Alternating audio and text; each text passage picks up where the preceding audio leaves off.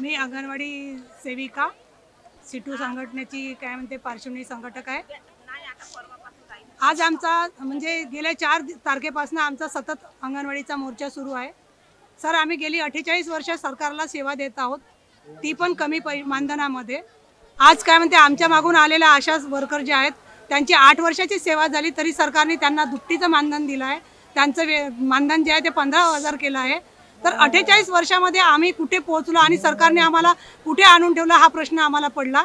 गेल्या 48 वर्षामध्ये महागाईच्या निर्देशांकाचा जर विचार केला त्या मानाने आज आमचं 50 रुपये रोजीच्या प्रमाणे सुद्धा वेतन निघत नाही आहे।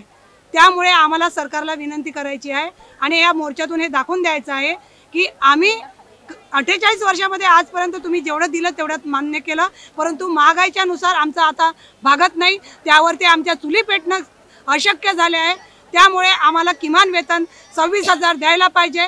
शासकीय कर्मचाऱ्याचा कायमस्वरूपीचा दर्जा आम्हाला मिळाला पाहिजे, आम्हाला पेन्शन मिळाली पाहिजे आणि गुजरातच्या सुप्रीम कोर्टाने जो आम्हाला ग्रॅज्युटीचा हक्क दिला आहे त्याचा GR काढून आम्हाला ग्रॅज्युटीचा हक्क द्यायला पाहिजे। जर आम्हाला दिला नाही किंवा आमच्या मागण्या ज्या मान्य केल्या नाही, किमान वेतन 26,000 जर सरकार देत नसेल तर आमचा लढा हा असाच सुरू राहील आणि हे आंदोलन तीव्र होत जाईल।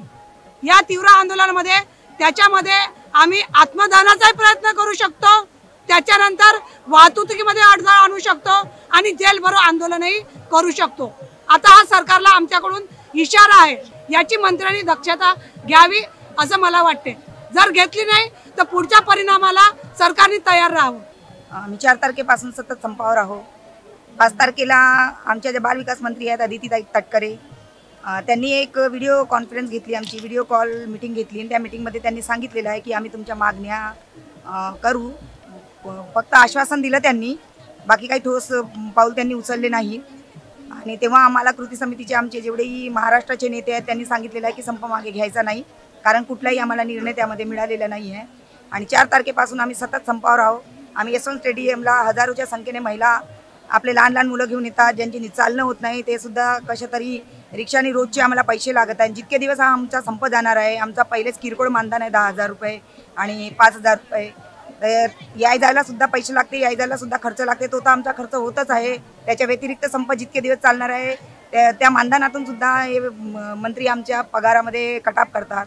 आम्ही काही जास्त मागत नाही आहोत, समान कामाला समान वेतन या नाऱ्याच्या खाली त्या लोकांनी आमच्या मानधनामध्ये वाढ केली पाहिजे। 26,000 रुपये अंगणवाडी सेविका आणि 18,000 रुपये अंगणवाडी मदतनीसना द्यायला पाहिजे। जर त्या लोकांनी आमच्या मागण्या पूर्ण केल्या नाही तर आम्ही हा संप जो पुकारलेला आहे तो आम्ही मागे घेणार नाही आणि समोरही याची तीव्रता वाढत जाईल। आमचं डेलिगेट मंत्र्यांना भेटणार आहे आणि त्याच्यातून काही तोडगा निघालेला नाही तर समोरचे पाऊल आम्ही तीव्र करणार आहोत आणि हा संप तेव्हापर्यंत चालू राहणार। एकही अंगणवाडीचा ताला आम्ही उघडू देणार नाही जेव्हापर्यंत आमच्या मागण्या पूर्ण होत नाही, जेव्हापर्यंत आमचं पेन्शन होत नाही, जेव्हापर्यंत आम्हाला ग्रॅज्युटी मिळत नाही आणि जेव्हापर्यंत आमच्या भाऊबीच्या ठिकाणी आम्हाला बोनस देत नाही, तेव्हापर्यंत आमचा हा लढा असाच चालू राहणार। आणि सांगायचं म्हटलं म्हणजे की आम्ही सतत मोर्चे करत असतो, पण शासन आमच्याकडे कधी लक्ष देत नाही, आम्हाला दुर्लक्षित म्हणून सोडलेला जातो। आशा वर्कर आताच्या आलेल्या त्यांचं एकदम एवढं मानधन वाढवलं आणि आम्ही एवढ्या 48 वर्षापासून सतत काम करत आहे। पोलिओ मुक्त केला, भारत पोलिओ मुक्त झाला तो अंगणवाडी सेविकेमुळे। कोणत्याही महारोग, आता कोरोनाचा महामारी आली होती तर तेव्हा पण अंगणवाडी सेविकांनी पाणी पाऊस असो, आमची जी अंगणवाडी असते ती अगदी गलिच्छ वस्त्यामध्ये असते, झोपडपट्ट्यामध्ये असते, तिथे कोणी जाऊ शकत नाही, अशा पण ठिकाणी आमची अंगणवाडी सेविका मदतीस सतत काम करत असते। पण आज जर आज असं चित्र आहे की जे आमदार खासदार असो की कोणी असो तो आम्हाला दुर्लक्षितपणे आमच्यासोबत व्यवहार करतो। सर बोलायला पण आमच्यासोबत तयार होत नाही। आता आम्ही कालच उपमुख्यमंत्र्यांना भेटायला गेलो तर ते पण आम्हाला असं अपशब्दात बोलत होते की तुम्ही किती कामं करता। आम्ही किती कामं करतो त्यांनी येऊन बघाव ना, आम्ही किती कामं करतो, आमच्या इतकं काम कोणी करूच शकत नाही।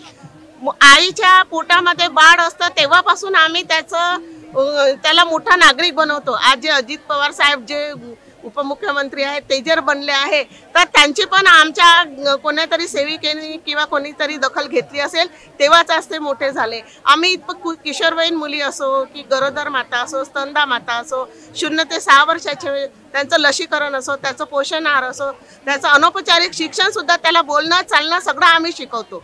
आईच्या नंतर दुसरी गुरु जे कोणी असेल तर ती अंगणवाडी सेविका आहे. आणि एवढ्या आम्ही महत्त्वाचा घटक असून सुद्धा आम्हाला हे शासन दुर्लक्षित करत आहे, आमच्या मागण्याकडे लक्ष देत नाही आहे आणि त्याचा काही विचारही करत नाही. आमचं एवढंच म्हणणं आहे की आम्हाला जे किमान वेतन आहे ते द्यावं. त्यांना ते म्हणतात की तुम्ही अर्ध वेळ काम करता, तर आम्हाला पूर्ण वेळ द्यावं. ज्या बाकीच्यांना वेळ दिलेली आहे ती द्या, आम्ही तयार आहोत ना ते करायला. पण त्या आम्हाला किमान वेतन लागू केलं पाहिजे, पेन्शन आम्हाला लागू केलेली पाहिजे. आणि आम्हाला सुट्ट्या ज्या मिळत नाही आरोग्याची, आम्ही दुसऱ्यांच्या आरोग्याची काळजी घेतो, पण जेव्हा आमचं आरोग्य खराब होते तर आम्हाला सुट्ट्या मिळत नाही, तर त्या सुट्ट्या आम्हाला मिळायला पाहिजे अशा आमच्या मागण्या आहेत.